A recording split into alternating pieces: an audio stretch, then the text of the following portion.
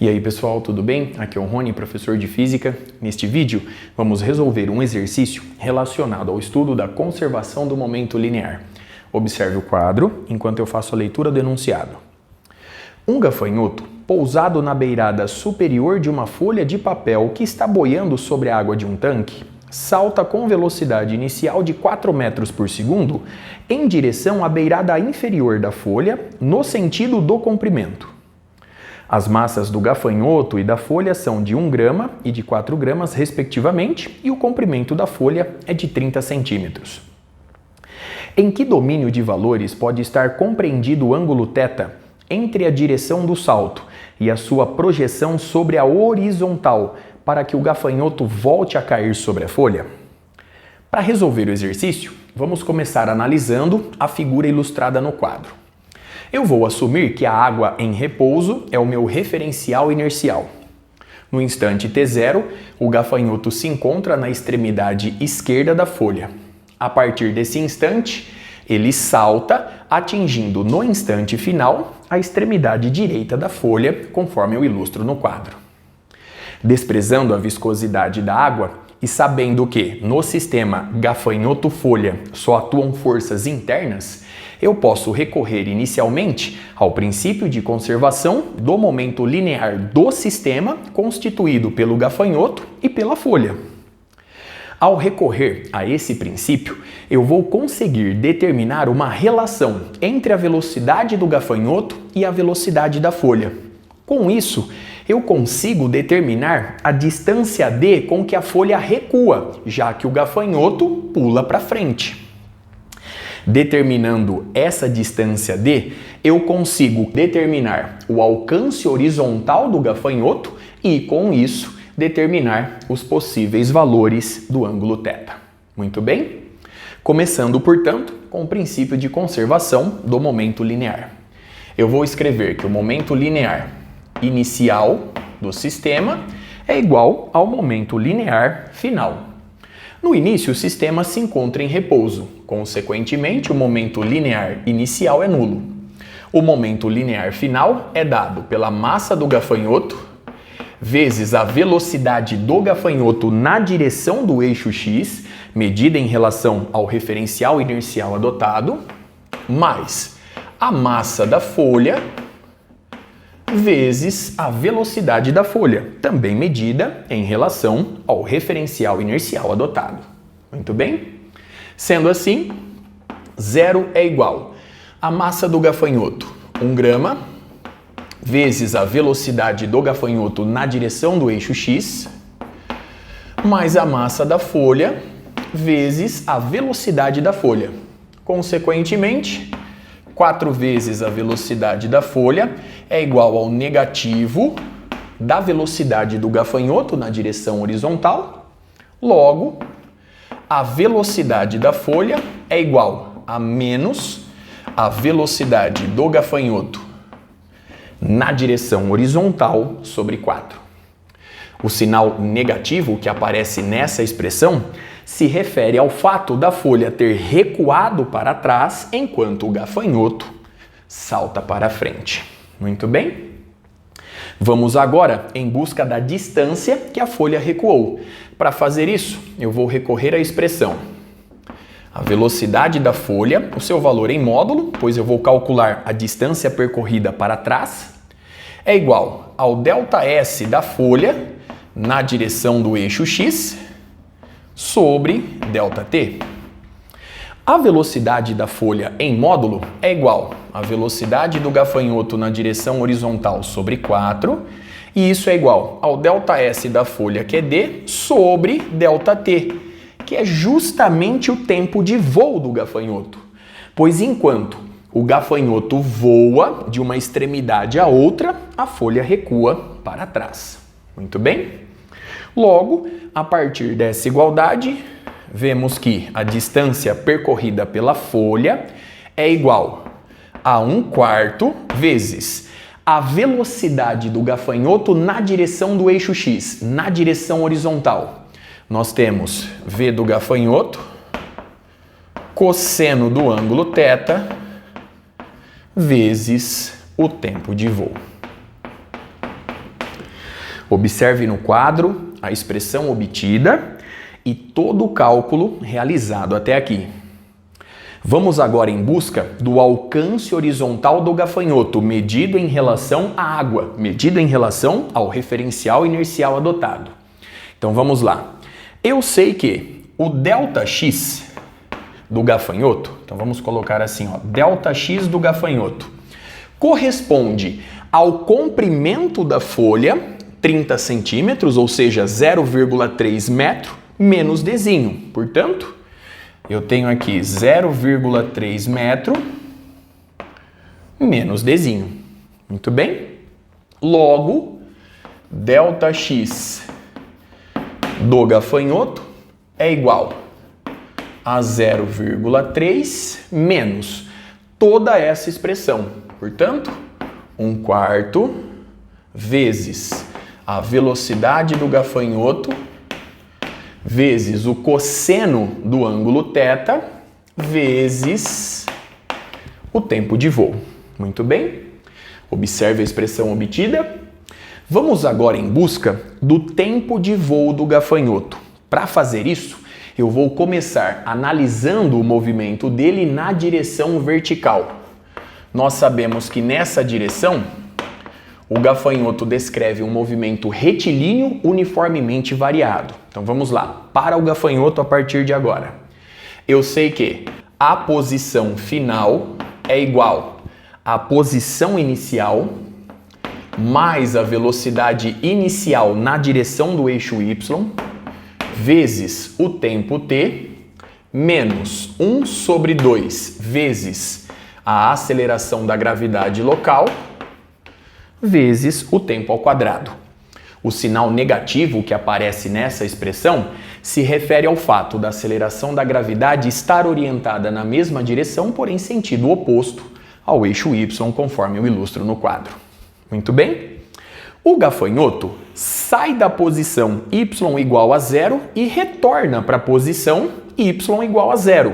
Sendo assim, a posição final e a posição inicial são nulas. Logo, eu posso escrever que 0 é igual à velocidade inicial do gafanhoto na direção do eixo y, portanto, v gafanhoto vezes o seno do ângulo θ vezes o tempo t menos 1/2 vezes g vezes t ao quadrado. Muito bem? Observe que t igual a 0 é uma solução dessa igualdade. T igual a 0 se refere à posição do gafanhoto na origem do nosso sistema de coordenadas e, portanto, não nos interessa. Logo, eu posso jogar essa solução fora e ficar com a expressão 0 é igual à velocidade do gafanhoto vezes o seno de θ menos meio vezes g vezes t. Logo, 1/2 vezes g vezes t é a velocidade do gafanhoto vezes o seno do ângulo θ. Muito bem? Observe a expressão obtida. Logo, o tempo de voo, enfim, fica dado por 2 vezes a velocidade do gafanhoto vezes o seno do ângulo θ sobre g. A partir de agora, eu vou levar essa expressão na expressão acima para determinar o alcance horizontal do gafanhoto neste salto. Para fazer isso, eu vou arrumar um espacinho no quadro, já já estou de volta. Dando sequência, substituindo, portanto, essa expressão na expressão acima, a gente obtém a seguinte igualdade. ΔX do gafanhoto é igual a 0,3 menos 1/4, que multiplica a velocidade do gafanhoto vezes o cosseno do ângulo θ vezes o tempo de voo, que é 2 vezes a velocidade do gafanhoto vezes o seno de θ sobre o módulo da aceleração da gravidade local. Muito bem? Sendo assim, nós vamos obter ΔX do gafanhoto é igual a 0,3 menos, então vamos lá, 2/4 corresponde a 1/2, vezes Agora eu tenho a velocidade do gafanhoto ao quadrado, v do gafanhoto ao quadrado, vezes o seno do ângulo θ, vezes o cosseno do ângulo θ, sobre g. Muito bem? Observe a expressão obtida. A partir de agora, eu vou analisar o movimento do gafanhoto na direção horizontal. Nessa direção, nós sabemos que ele descreve um movimento retilíneo e uniforme e, portanto, eu posso substituir ΔX do gafanhoto pela velocidade do gafanhoto na direção do eixo x vezes o tempo de voo. Muito bem? E isso é igual a 0,3 menos v do gafanhoto ao quadrado, seno de θ cosseno de θ, sobre 2g. Substituindo mais uma vez as expressões obtidas neste produto, nós vamos obter v do gafanhoto vezes o cosseno do ângulo θ vezes o tempo de voo, ou seja, 2v do gafanhoto seno de θ sobre g. Portanto, eu já vou multiplicar diretamente. Você vai obter 2 vezes v do gafanhoto ao quadrado vezes o seno de θ vezes o cosseno de θ sobre g. Muito bem? E isso é igual a 0,3 menos 1 sobre 2 vezes v do gafanhoto ao quadrado, seno de θ vezes o cosseno de θ sobre g. Muito bem? Observe a expressão obtida. Eu vou jogar agora este termo para o lado esquerdo somando. Observe agora o seguinte. V do gafanhoto ao quadrado vezes o seno de θ vezes o cosseno de θ sobre g entra em evidência. Portanto, v gafanhoto ao quadrado vezes o seno de θ vezes o cosseno de θ sobre g entra em evidência e ele vai multiplicar 2 mais 1 meio. Portanto, 2,5. Logo, 5 meios. Muito bem? E isso é igual a 0,3. Vamos agora substituir os dados fornecidos. A velocidade do gafanhoto é igual a 4 metros por segundo, medida obviamente em relação ao referencial inercial adotado. 4 ao quadrado, 16, vezes o seno de θ vezes o cosseno de θ sobre 9,8 metros por segundo ao quadrado, vezes 5 dividido por 2, e isso é igual a 0,3. Muito bem? Efetuando os cálculos a partir daqui, você vai encontrar que o produto seno de θ vezes o cosseno de θ corresponde a aproximadamente 0,0735. Muito bem? Observe no quadro mais uma vez o resultado obtido e todo o cálculo realizado até aqui. A partir dessa expressão, vemos que o ângulo θ pode assumir dois valores, ou seja, ele pode estar compreendido em dois intervalos. O primeiro é aquele em que o cosseno de θ é máximo e o seno é mínimo, de forma que o produto resulte neste valor.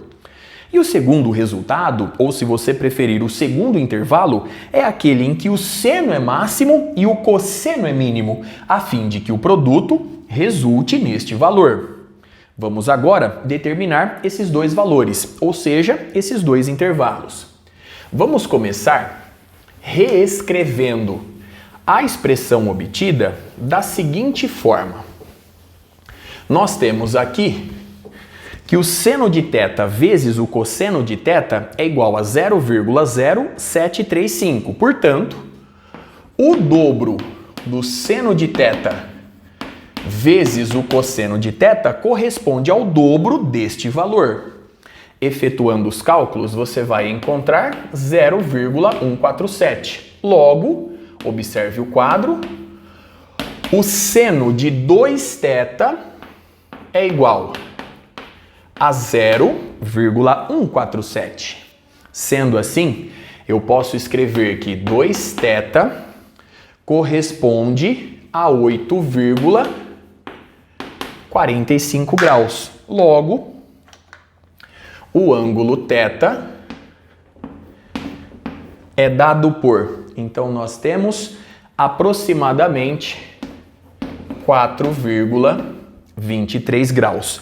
Logo, o primeiro intervalo de valores para o ângulo θ é aquele em que θ é maior do que 0 grau, θ é maior do que 0 grau e menor do que 4,23 graus, pois θ igual a 4,23 graus corresponde à situação limite, em que o gafanhoto está na iminência de cair na água, e eu não quero correr esse risco. Portanto, o intervalo de segurança se refere a esses valores. Muito bem?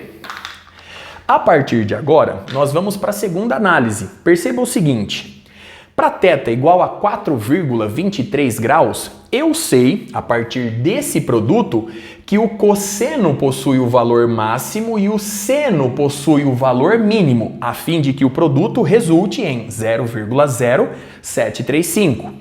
No entanto, eu posso escolher um segundo ângulo θ, a fim de que o seno seja máximo e o cosseno seja mínimo, de forma que, eu reforço, o produto resulte neste resultado. Efetuando os cálculos, você vai encontrar um ângulo θ igual aproximadamente a 85,77 graus. Consequentemente, o intervalo de valores é θ maior do que 85,77 graus e menor do que 90 graus. Muito bem? Observe no quadro uma última vez os resultados obtidos, todos os cálculos realizados. Com isso eu encerro este vídeo. Até a próxima.